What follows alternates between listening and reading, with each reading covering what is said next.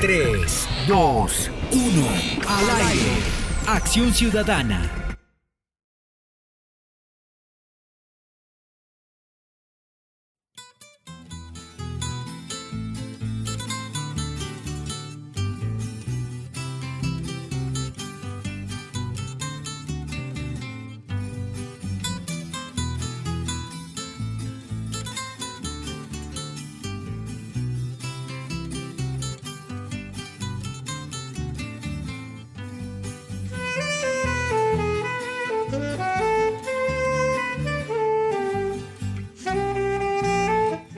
Con un muy fraterno abrazo en la distancia, les saludo en este nuevo encuentro y nueva acción ciudadana. Con el fondo musical de los maestros Rodrigo Silva, Álvaro Villalba acompañando en el saxo al maestro Camilo Campos, quien interpretan de Arnulfo Briceño, A quien engañas abuelo. Yo soy Nelson Julián Villamizar, que hoy traigo para ustedes la voz autorizada de un asambleísta, de un constituyente, quien aportara desde su experiencia personal como politólogo, como escritor, como periodista, valiosos aportes a la construcción de nuestra constitución política. Se trata de José Oti Patiño Ormaza, quien como negociador a nombre del M19 en los gobiernos de Belisario Betancur y Virgilio Barco, llevó al M19 a un proceso exitoso de paz y hoy, desde su experiencia, ha colaborado en la construcción de nuestra sociedad como constituyente, reitero, y hoy precisamente con su experiencia, con sus conocimientos, vamos a tener la posibilidad en el marco de nuestra Constitución, en el capítulo dirigido a la democracia, específicamente a los procesos eleccionarios, a las elecciones. Vamos a analizar con él el reciente ejercicio que se vivió en nuestro país en el marco de las elecciones del fin de semana anterior. Bienvenidas y bienvenidos. El invitado del día. Hoy nuestro invitado del día tiene una amplia experiencia en los procesos democráticos, en los procesos de participación y en la política en toda la extensión de la palabra. Ha asumido diferentes posturas, incluso ha puesto en peligro su misma vida por defender unos ideales, por construir una mejor democracia y de hecho, en un proceso de paz, como negociador, llevó a que una fuerza muy importante formara parte de la constitución política de nuestro país y le diera vida a la constitución actual, que es el marco legal, que es la Carta Magna que tenemos las colombianas y los colombianos y que nos regocijamos diciendo que es una de las constituciones más completas.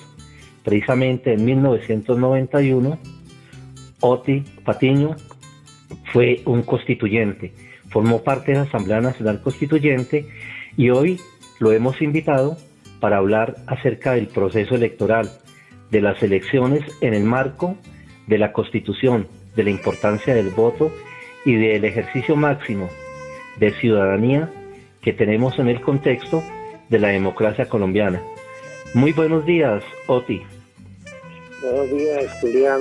Como siempre, muy contento de estar en su programa Acción Ciudadana, de estar aquí en la radio del INSI y desde luego pues dispuesto, digamos, a hacer los comentarios sobre este tema constitucional que es tan importante y tan apasionante.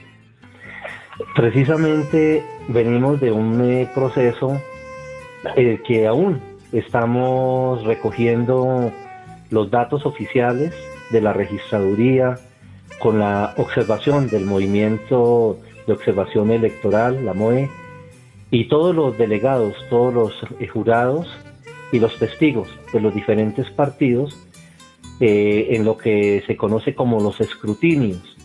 Y allí se han encontrado una serie de circunstancias que nos darán pie para que en el próximo encuentro de esta acción ciudadana, la nueva oportunidad que tendremos para seguir construyendo el ejercicio de participación, hagamos una evaluación de lo que ha sucedido el fin de semana anterior y tendremos ocasión de contar fehacientemente cómo quedó definitivamente el Congreso de la República, que como todas y todos sabemos está constituido por la Cámara Baja, que es los representantes de la Cámara, y la Cámara Alta o Senado, hablando en términos de los regímenes parlamentarios. Y en este caso también se acaba de terminar un proceso que dio la posibilidad que 3 coaliciones políticas presentaran su propuesta a las colombianas y los colombianos, y entonces ya también traeremos el nombre de cada uno de los candidatos a la presidencia con su respectiva fórmula en la vicepresidencia. Todo esto sucederá el próximo fin de semana en Acción Ciudadana. Por lo pronto, contando con la sapiencia de Oti Patiño, toda su experiencia política como politólogo que es él, y un ejercicio muy amplio en beneficio de los procesos electorales y de la democracia colombiana. Entonces, Oti, si te parece, podemos dar inicio a este importante tema a partir del artículo 258, que es leído por el locutor Luis Gabriel González Naranjo y que posteriormente será explicado por Oti Patiño. Artículo 258. El voto es un derecho y un deber ciudadano. En todas las elecciones los ciudadanos votarán secretamente en cubículos individuales instalados en cada mesa de votación, con tarjetas electorales numeradas e impresas en papel que ofrezca seguridad, las cuales serán distribuidas oficialmente. La organización electoral suministrará igualitariamente a los votantes instrumentos en los cuales deben aparecer identificados con claridad y en iguales condiciones todos los candidatos. La ley podrá implantar mecanismos de votación que otorguen más y mejores garantías para el libre ejercicio de este derecho de los ciudadanos. Efectivamente, el artículo 258 es el primer artículo del título 9 de la Constitución, que corresponde al tema de las elecciones y la organización electoral. Y, digamos, este artículo pertenece al capítulo 1, que tiene que ver con el sufragio y las elecciones. Y pues, plantea el tema del voto como un derecho y un deber ciudadano. Es la primera frase que tiene este artículo 258. Recordemos que estamos en una democracia representativa, aunque luego el hecho de haber sido consagrado el pueblo como el poder fundamental de la nación, que es el cambio radical que tiene la Constitución del 91, nos mete en un camino hacia una democracia mucho más participativa, donde el tema de la representación, si no es respaldado por un tema de participación, pues desde luego es una democracia que cojea. De hecho, la abstención electoral, a pesar de que la ley plantea que el voto es un deber ciudadano, la Constitución y la ley no son muy obligatorias, no hacen del voto una obligación muy importante. Y desde luego pues estamos montados sobre una historia de escepticismo ciudadano sobre la clase política y sobre los mecanismos políticos, de tal manera que hay una apatía enorme y cuando no rechazo frente al sistema electoral, en parte causado pues por muchos factores.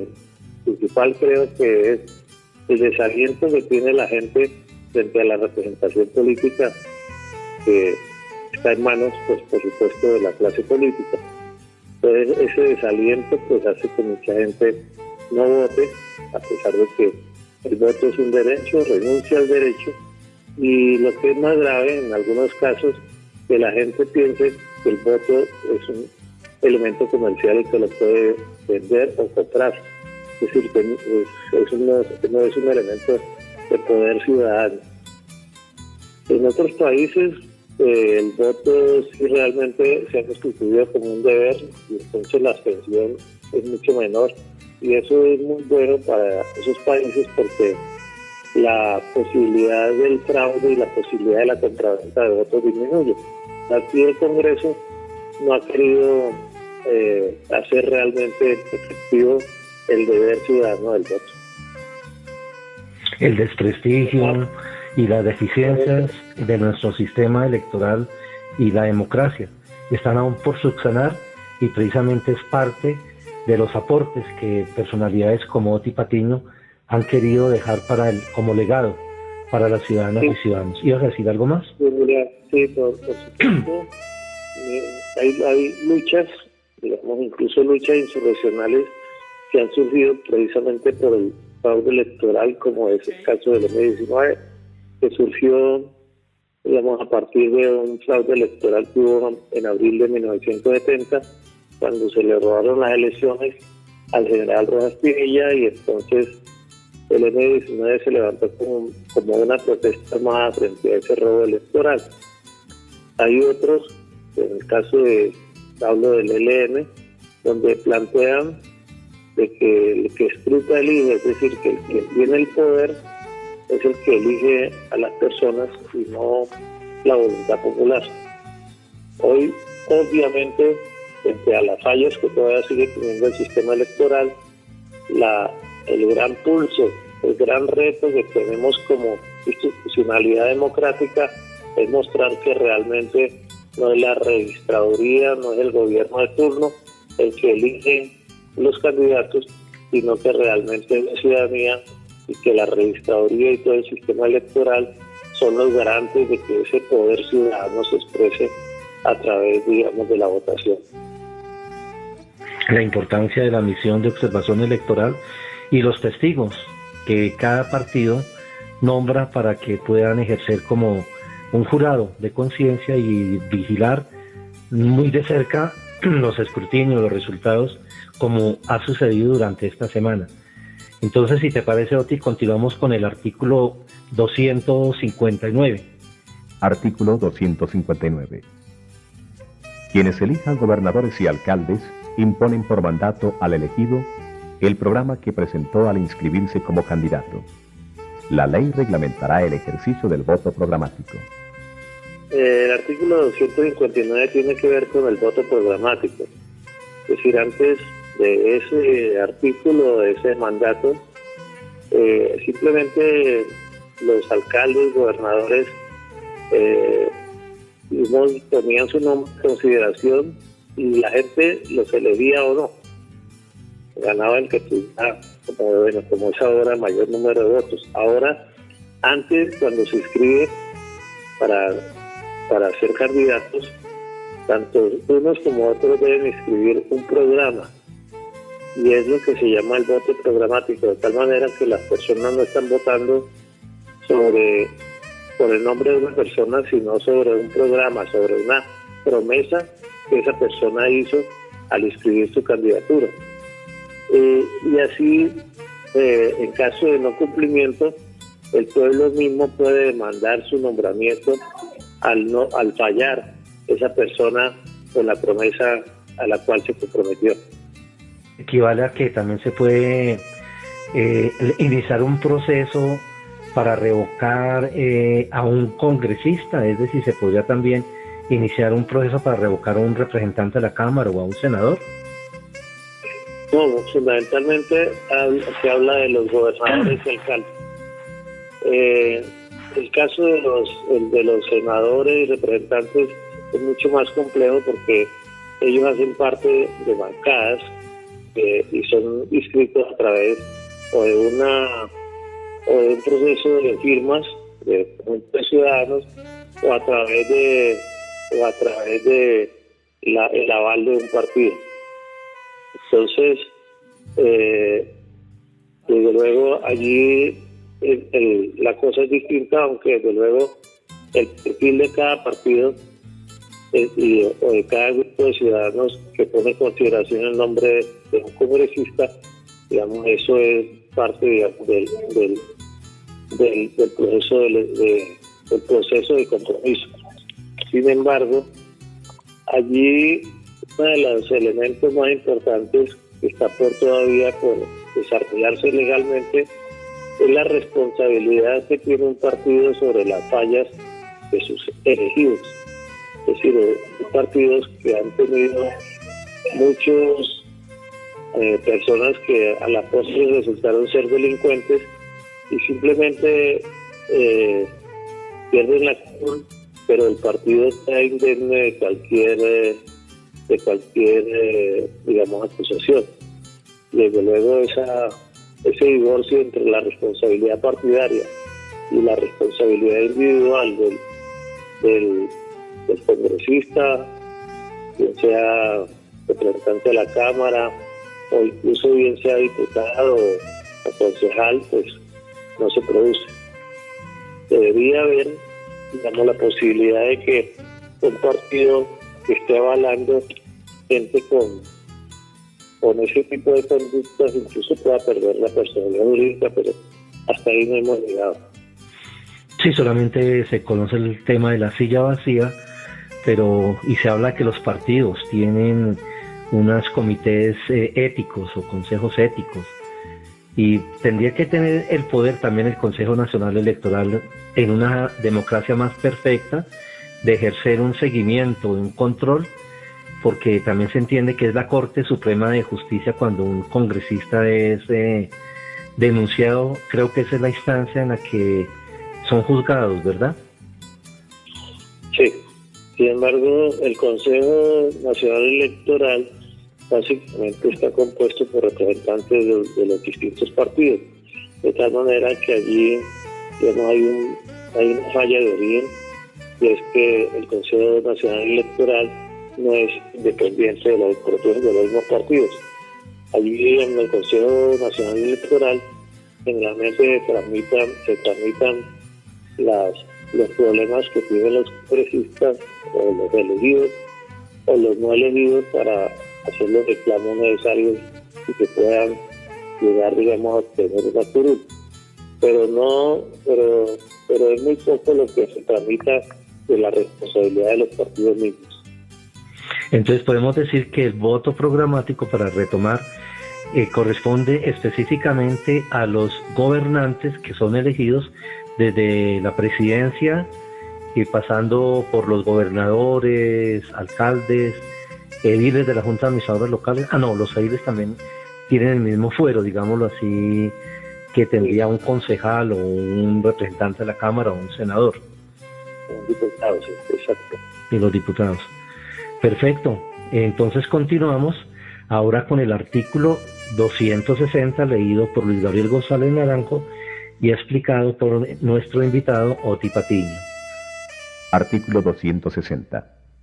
Los ciudadanos eligen en forma directa presidente y vicepresidente de la República, senadores, representantes, gobernadores, diputados, alcaldes, concejales municipales y distritales, miembros de las juntas administradoras locales y, en su oportunidad, los miembros de la Asamblea Constituyente y las demás autoridades o funcionarios que la Constitución señale. Sí, ahí simplemente se plantea la elección directa, es un régimen muy particular nuestro, del presidente y vicepresidente de la República, porque otros regímenes, digamos, de todos los regímenes parlamentarios, o incluso en el régimen norteamericano, lo que se elige es un cuerpo electoral. Incluso antes en Colombia había ese tema de un colegio electoral, es decir, había una elección indirecta de presidente y vicepresidente.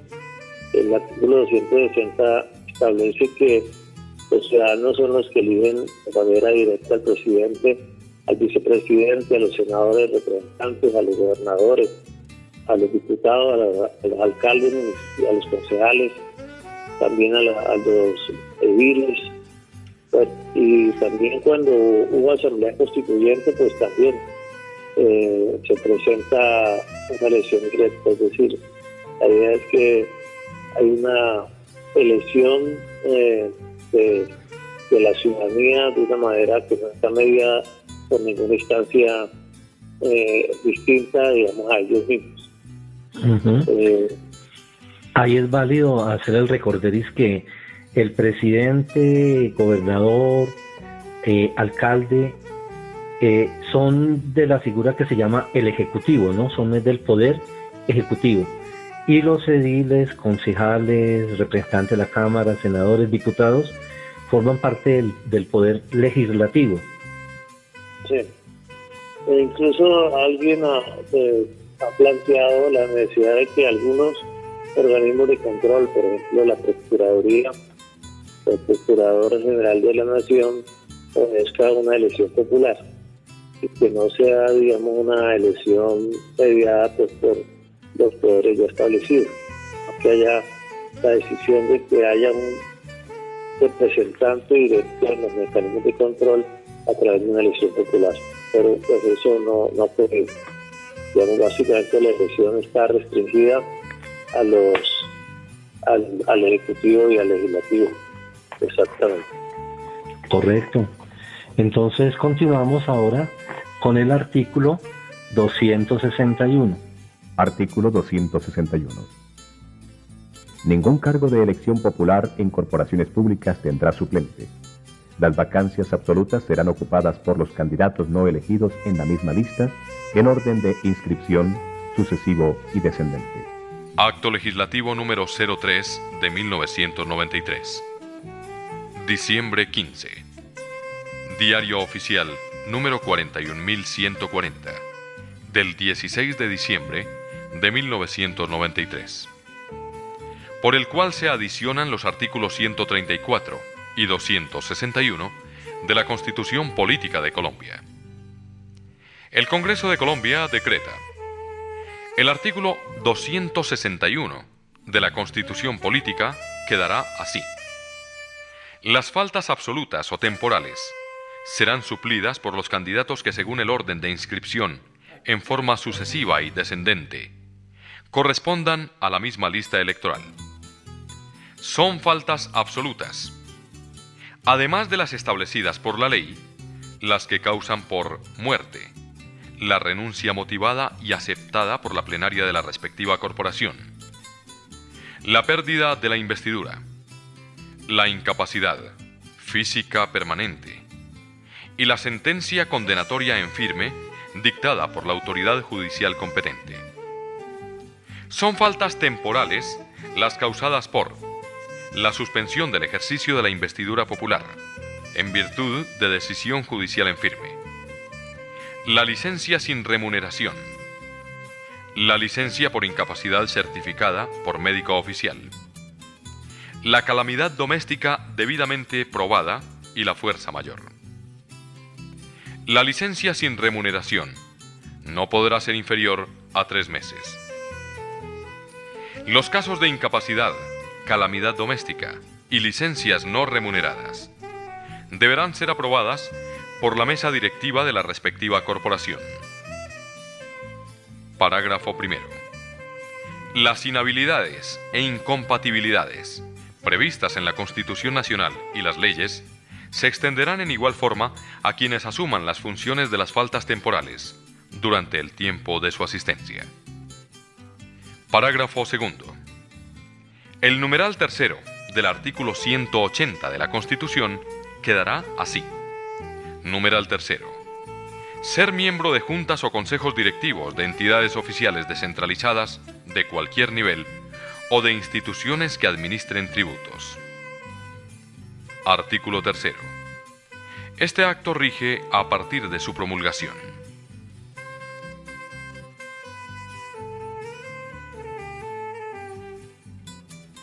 Sí, el artículo 261 habla de la supresión de las suplencias. Antes de que hubiese este artículo, resulta que en las listas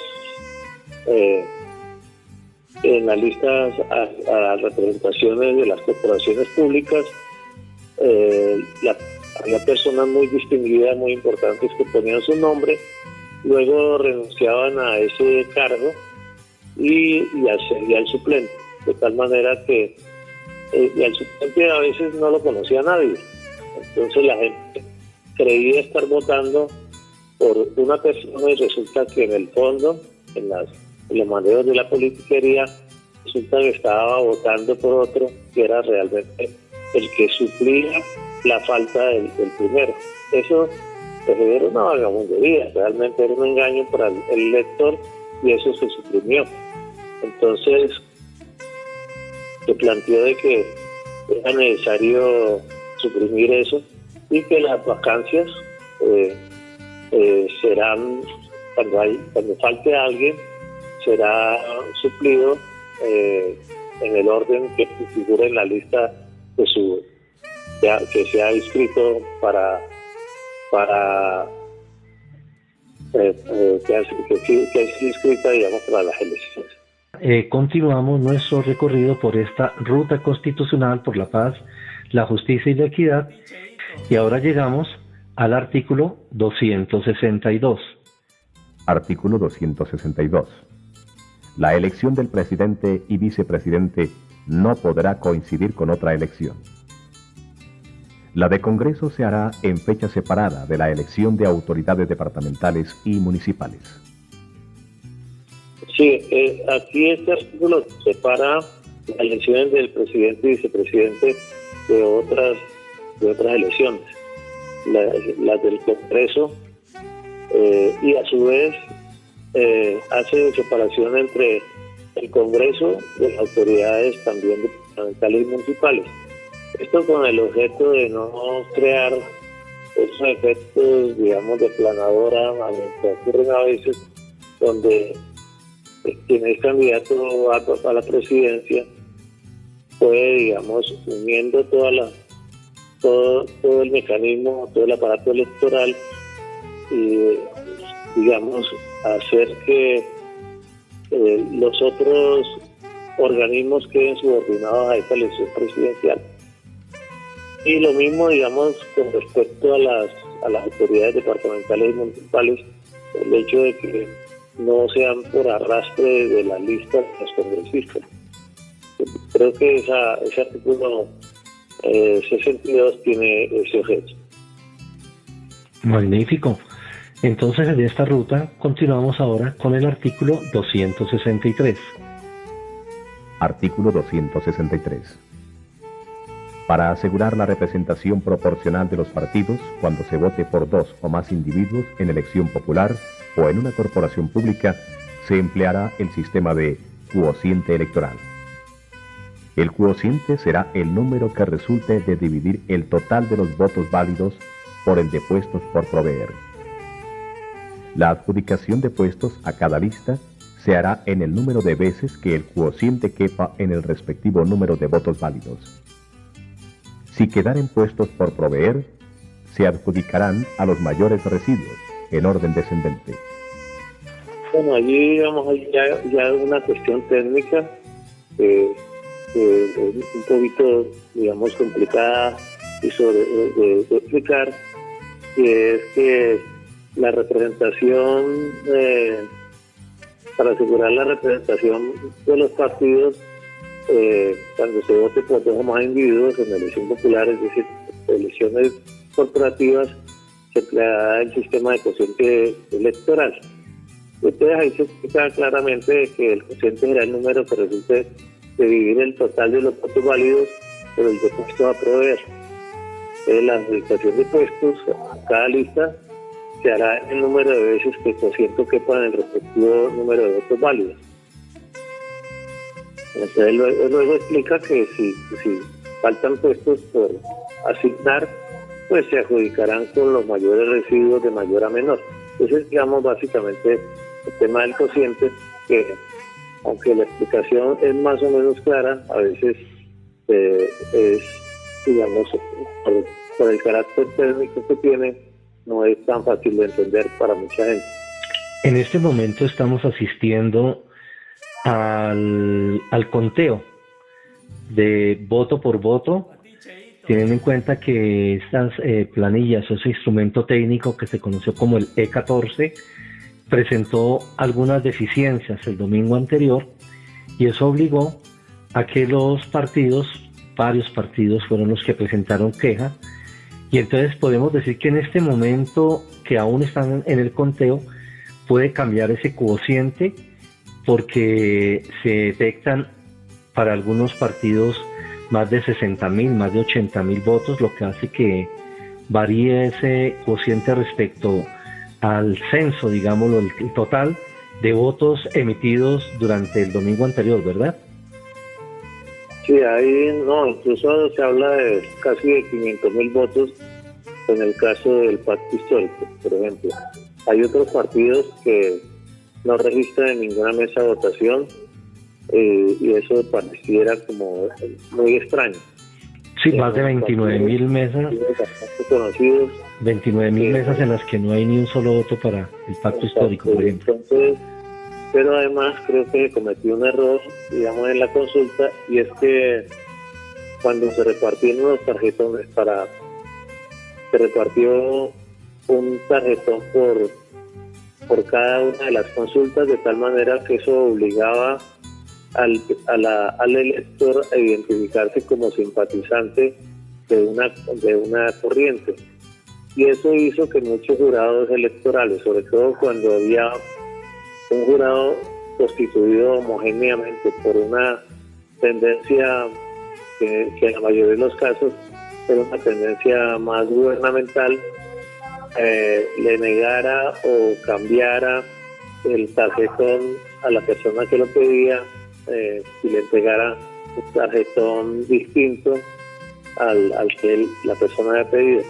Entonces debió haberse hecho un solo tarjetón de consultas, de tal manera que las personas pudieran, una vez se le entregara, decidir por cuál de los candidatos en la consulta iban a votar, sabiendo que solamente, desde luego, podía votar por la preferencia de una de las listas y solamente podía marcar una sola vez en el tarjetón, pero no era fácil de explicar. Pero allí, ¿qué ocurrió? La gente pedía que era el caso mayoritario, el tarjetón del pacto histórico, y se lo cambiaban por el de la coalición de, no me acuerdo cómo era el nombre, donde estaba Rico Gutiérrez. Allí. Equipo por Colombia. Equipo por Colombia. Eso pasó, y además lo contó un muchacho ahí, un nieto de una persona muy ilustre, que es Jean-Paul Besudo, el abuelo. El nieto, un muchacho pues que estudia en uno de los mejores colegios de aquí de Bogotá, se jactaba en un video de que le había cambiado el tarjetón a mucha gente, y que también el recibo de constancia de que la persona había votado también le entregaba un papel mal hecho. Entonces esos jurados que no tienen una condición ética, que no tienen la preparación suficiente, o que ya de por sí están cometiendo delitos como jurados electorales, pues son los que hacen que el sistema electoral no funcione. Porque ahora lo que usted dice es cierto. Ha habido tantos errores, tantas fallas en la implementación de los conteos iniciales que se dan, que la diferencia que se está dando con ese conteo inicial y este reconteo que se hace voto por voto está generando unas diferencias grandes que muestran la impureza y las deficiencias que tiene el sistema electoral implementado, y desde luego hacen dudar de la idoneidad del actual registrador nacional de la República. Claro, eso forma parte de esos correctivos y de esos pasos que tenemos que seguir dando para seguir construyendo una democracia cada vez más efectiva, cada vez más justa, más equitativa, y eso forma parte de las fuerzas democráticas, de los electores, de nuestro poder ciudadano, de nuestra acción ciudadana. Ahora sí, llegamos al artículo 264. Artículo 264. El Consejo Nacional Electoral se compondrá del número de miembros que determine la ley, que no debe ser menor de 7. Serán elegidos por el Consejo de Estado para un periodo de 4 años, de ternas elaboradas por los partidos y movimientos políticos con personería jurídica. El Consejo deberá reflejar la composición política del Congreso. Sus miembros deberán reunir las mismas calidades que exige la Constitución para ser magistrados de la Corte Suprema de Justicia y no serán reelegibles. Sí, ya este artículo 264 corresponde al capítulo 2 de este título, y que tiene que ver con las autoridades electorales. La mayor autoridad electoral es el Consejo Nacional Electoral y está compuesto básicamente eso debe ser un reflejo, dice la ley, de la composición política del Congreso, es decir, los partidos que no tienen, allá hay fallas explicadas, porque los partidos que no tengan representación en el Congreso no tienen derecho a participar en el Consejo Nacional Electoral, y se supone que también los partidos que ya tienen representación más o menos tendrán una representación igual o proporcional en el Consejo Nacional Electoral. De todas maneras, eso hace que el control político que se ejerce a través del Consejo Nacional Electoral no sea tan democrático con los partidos pequeños, con los partidos que apenas están surgiendo, sino que está sometido casi a la dictadura de la mayoría. Y desde luego los que no tengan representación parlamentaria pues no existen en el Consejo Nacional Electoral. Y eso desde luego, digamos, es una falla del Consejo Nacional Electoral, y eso pues tendría que ser reformado. Pues hasta ahora, digamos, los intentos de reforma al Consejo Nacional Electoral no han sido posibles. Ahí estamos ante un nuevo escenario, y es que partidos como por ejemplo el recientemente constituido Nuevo Liberalismo, si no alcanza a cumplir con esa cuota, si no tiene representación, podría desaparecer. Sí, pero es por el problema del cociente electoral. Creo que el cociente electoral, digamos, es el que permite a un partido subsistir, digamos, está en una proporción, creo que es el 3%, pero no recuerdo bien, y entonces no solamente que tenga representación parlamentaria, sino que alcance un número de votos. Creo que es el 3% del cociente. Sí, creo que es el 3%. Perfecto. El tema de la personalidad jurídica, allí hay una discusión porque la adjudicación de la personalidad jurídica del nuevo liberalismo se dio por la que el nuevo liberalismo había sido creado por Luis Carlos Galán, y al ser asesinado Luis Carlos Galán, pues se dio un elemento de fuerza mayor, y sus herederos, pues empezando por su propia familia, pero también por otros simpatizantes del galanismo, digamos, lograron que se les diera de nuevo la personalidad jurídica al establecerse de fuerza mayor, tal como ocurrió con la Unión Patriótica, y incluso, digamos, en el caso de Oxígeno Verde, con Ingrid Betancourt, al haber sido secuestrada, pues ese partido desapareció. Entonces, todos estos tres lograron recuperar a través de una solicitud para que de nuevo el Consejo Nacional Electoral empiece la personalidad jurídica por esos elementos de fuerza mayor, sin obligarles a cumplir los requisitos méritos que sigue la ley. Muy bien, con estas explicaciones, con esta sabiduría que nos comparte Oti Patiño, llegamos al artículo número 265. Artículo 265. El Consejo Nacional Electoral tendrá, de conformidad con la ley, las siguientes atribuciones especiales. Primera, ejercer la suprema inspección y vigilancia de la organización electoral. Segunda, elegir y remover al Registrador Nacional del Estado Civil.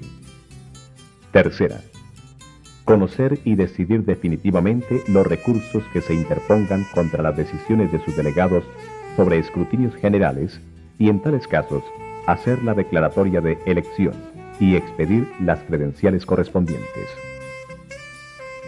Cuarta, servir de cuerpo consultivo del gobierno en materias de su competencia, presentar proyectos de acto legislativo y de ley y recomendar proyectos de decreto.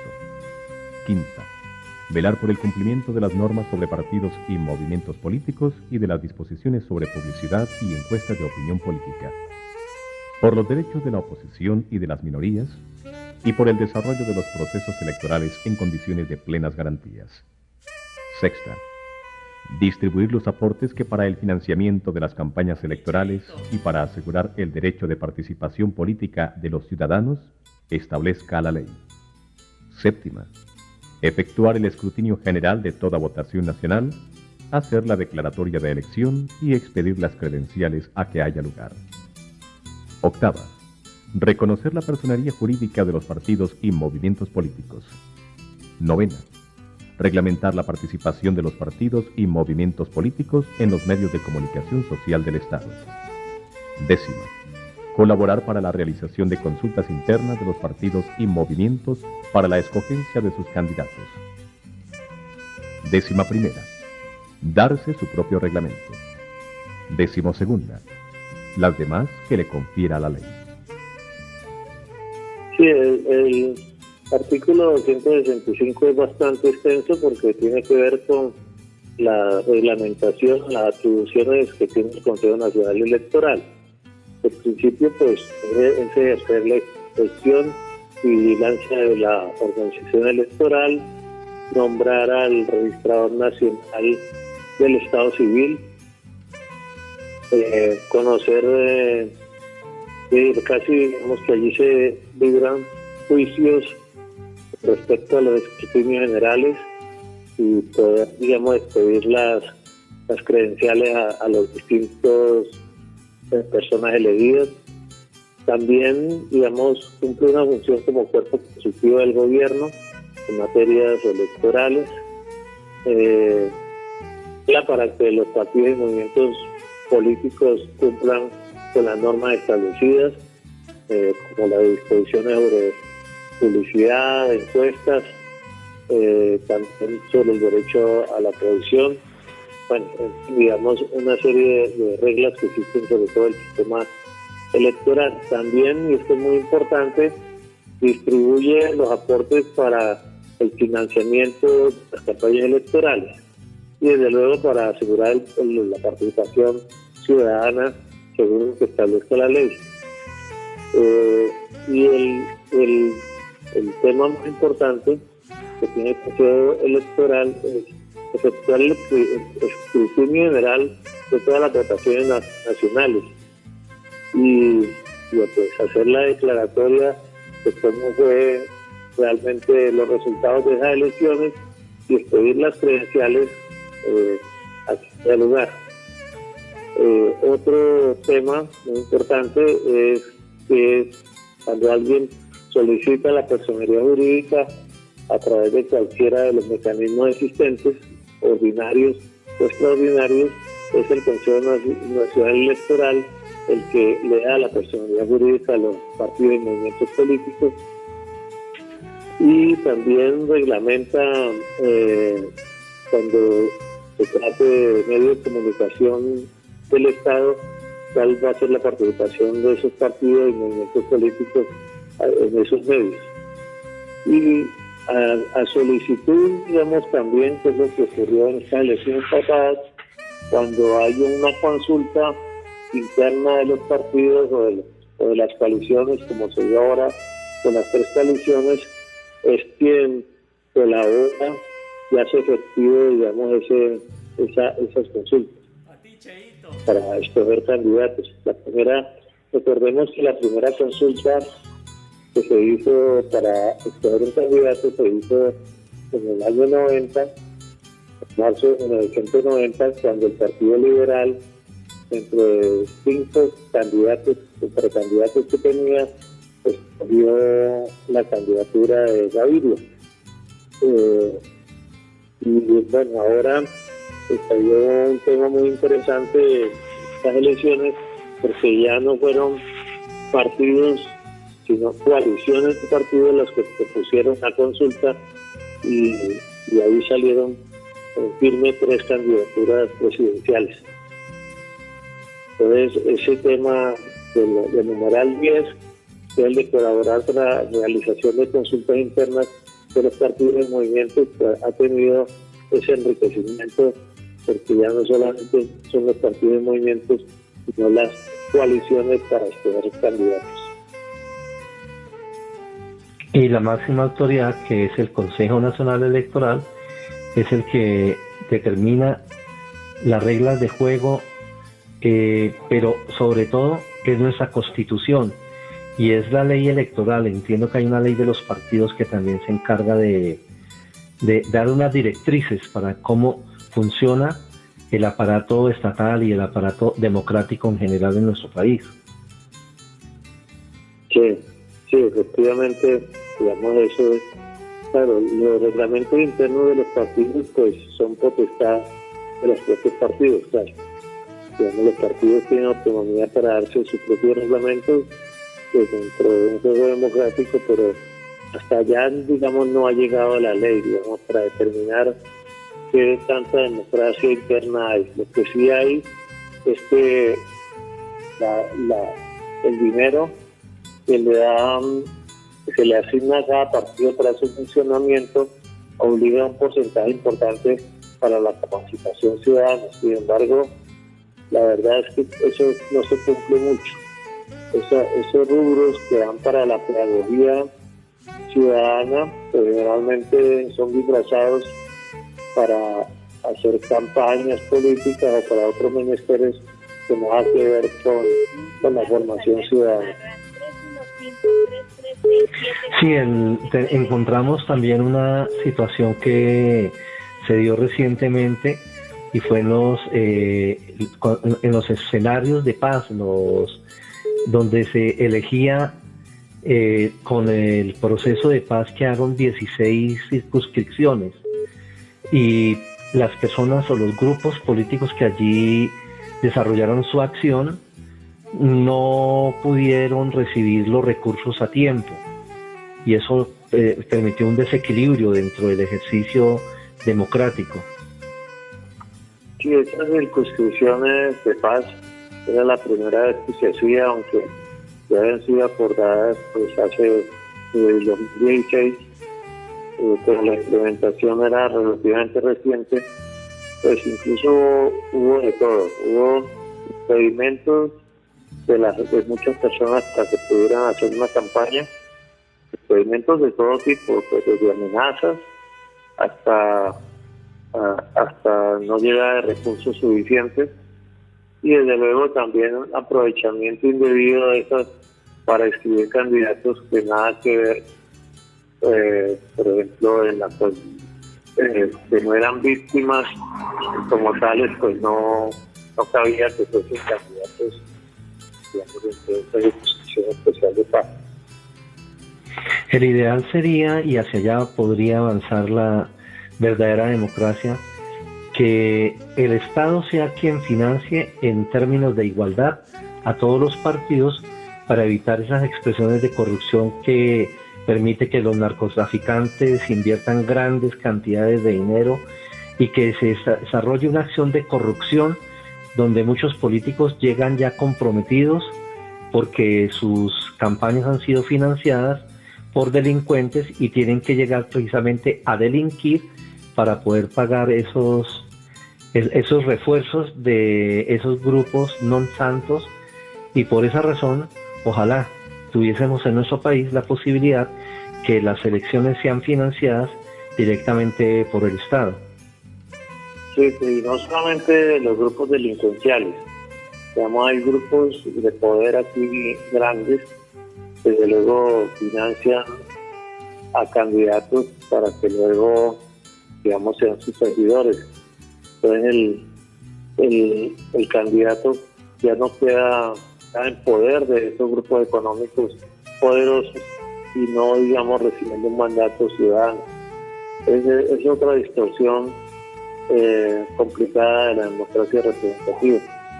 Claro, porque tienen que responder a los intereses de esos empresarios o esos poderosos que establecen una agenda y entonces llegan a cumplir con la agenda de esos intereses particulares y no de los intereses generales de la sociedad colombiana. Sí, hay quien sugiere un cambio, también eso lo han sugerido varios. Ahora yo vi en las elecciones pasadas de propuestas de hacer un cambio, incluso en el tema de las circunscripciones, que haya circunscripciones por territorios, de tal manera que haya un representante al Congreso por cada uno de esos territorios. Por ejemplo, vemos que un territorio sería compuesto por varios municipios y ese municipio elige su senador o su representante, entonces y así pierda la persona, sabe que su senador o su representante es tal persona. Es más o menos como funciona el sistema en Estados Unidos, donde la gente sabe exactamente, debido a su circunscripción, quién es su senador, y a través de esa persona, independientemente de que sea copartidaria o no, tramita todas las iniciativas ciudadanas a que haya lugar debido, digamos, a sus aspiraciones particulares o a las necesidades que la comunidad o el territorio tenga. Entonces, es una propuesta interesante que vale la pena, digamos, echarle cabeza, porque luego el tema, pues hay quien está planteando la reducción del Congreso, digamos, de que haya un Congreso unicameral, que no haya Cámara y Senado, porque la Cámara, digamos, se justifica en el sentido en que está representando a los territorios, pero en el Senado, de una u otra manera, también se repite esa representación territorial, porque muchos senadores, digamos, concentran su votación no en muchos departamentos, sino en uno o dos departamentos donde tienen su caudal electoral, porque hacer campañas de orden nacional, primero es muy caro y segundo es muy difícil. Entonces, menciono un caso, digamos, que yo conozco,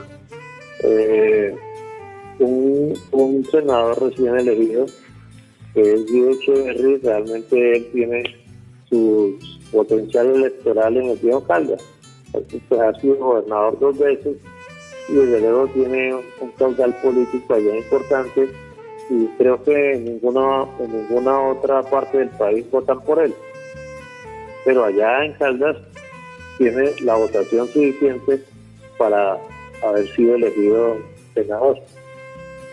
Entonces, y así como él, estoy citando un ejemplo concreto, pero hay muchos casos de senadores que realmente están respondiendo más a caudales electorales territoriales que a un caudal nacional. En mi tierra así surgió el clan de la familia de los Cristos, originarios de Jorge Cristo Sayús, que era el patriarca, y ahí vienen Juan Fernando y Andrés y otros de la misma familia, del mismo clan, que se hacen poderosos y se hacen senadores solamente con los votos en norte de Santander. Sí, creo que era algo similar ocurre con los Char en Barranquilla, ¿no? En Atlántico. Así es, en Atlántico ellos se hacen poderosos allá. Sí, pero eso, entonces, digamos, en ese tema de la representación hay muchas imperfecciones que luego distorsionan la voluntad ciudadana y desde luego el funcionamiento mismo de las instituciones de representación popular. Perfecto. Entonces, para terminar, llegamos al artículo 266. Artículo 266. El registrador nacional del Estado Civil será elegido por el Consejo Nacional Electoral para un periodo de 5 años y deberá reunir las mismas calidades que exige la Constitución para ser magistrado de la Corte Suprema de Justicia.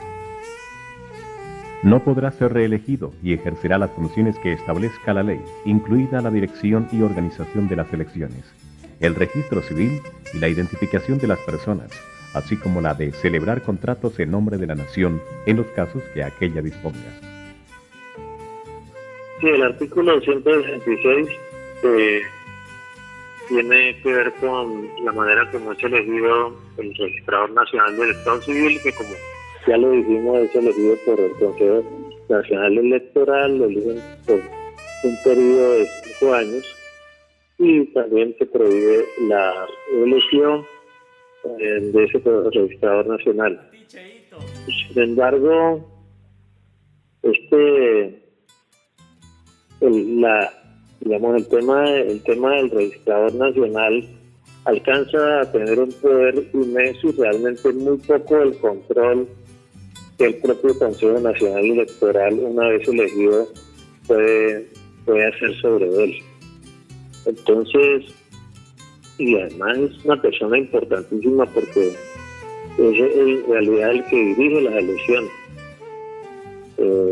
Más allá, a pesar de que se supone que es el Consejo Nacional Electoral, pero el poder se concentra mucho en los periodos electorales sobre el registrador nacional del Estado Civil. Incluso hay muchas voces hoy que están pidiendo, debido a la cantidad de fallas, algunas de orden técnico y otras producidas por la cultura política un poco fraudulenta que existe en algunos sectores. Las grandes fallas pues se está concentrando sobre la persona del registrador, y hay gente que está pidiendo la renuncia del registrador, pero pues el registrador, el Consejo Nacional Electoral, bien podría, si existiera un Consejo Nacional Electoral realmente no tan comprometido con los vicios de la política, exigirle la renuncia al registrador, subirlo y nombrar otro. Pero realmente pasa como que muchos cargos que llegan a tener una cierta autonomía y terminan siendo omnipotentes en cargos que están ocupando. Muy bien. Agradeciendo estos valiosos aportes que nos hace el politólogo Oti Patiño, de verdad queremos, en nombre del Instituto Nacional para Ciegos, de este programa Acción Ciudadana, hacerte los reconocimientos y ojalá que en próxima ocasión podamos seguir contando con su valiosa asesoría, orientación para seguir construyendo ciudadanía, para que podamos continuar en esta acción ciudadana. Bueno, pues con mucho gusto estaré dispuesto. Desde luego ha sido un placer estar en el día de hoy con todos ustedes, los oyentes, y desde luego contigo, Néstor Julián, con el cual tengo ya una amistad larga, con muchos criterios de independencia política y de compromiso con la democracia de Colombia. Muchas gracias. Y como siempre decimos con todas las letras, Oti Patiño es Acción Ciudadana.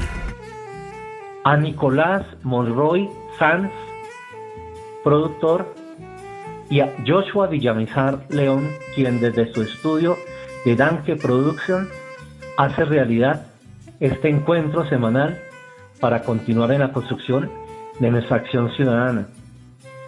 Me despido invitándoles al próximo fin de semana, donde tendremos la oportunidad de recoger todos los datos, consolidar una información fidedigna para conocer en detalle cómo quedó constituido nuestro Congreso, los senadores, los diferentes partidos, los representantes a la Cámara y las fórmulas presidenciales con sus respectivos figuras de vicepresidencia por parte de los tres coaliciones que eligieron también el domingo anterior.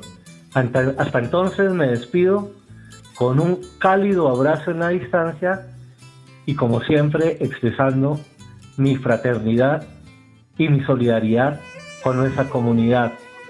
¡Chao, chao! 3, 2, 1. Al aire. Acción Ciudadana. Todos los sábados y domingos a las 10 de la mañana en Easy Radio. Trabajamos juntos por el reconocimiento y la garantía de los derechos de las personas con discapacidad visual. Participe. @Easy-radio. Easy Radio. Una forma diferente de ver el mundo.